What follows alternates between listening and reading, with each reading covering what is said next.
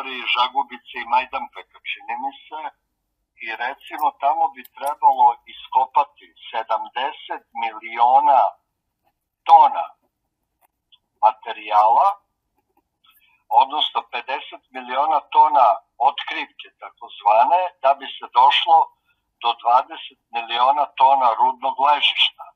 I tamo bi se izdvajalo otprilike gram zlata po toni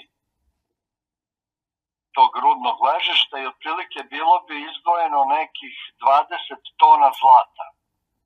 To je po trenutnim berzanskim cenama 1,6 milijardi dolara i tamo bi se rudarilo 6 do 7 godina, posle bi oni navodno sanirali teren. Međutim, šta je problem?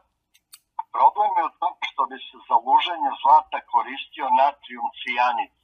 Luženje znači izdvajanje zlata i to bi bilo rađeno na 36 hektara na otvorenom prostoru.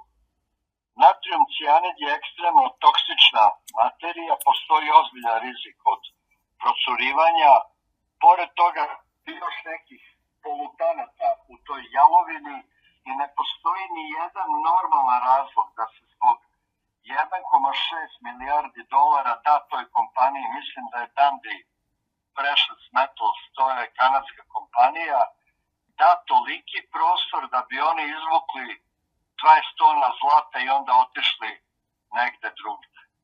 To je jednostavno jedan toliko autodestruktivan projekat, a čitav taj prostor Homolja, koji je u ekološkom smislu izuzetno vredan zbog biodiverziteta, geodiverziteta, zbog vodnih potencijala, zbog neviđenog potencijala za ekološki turizam u najčistijem smislu značenja tog termina, za proizvodnju organske hrane, za pčelarstvo.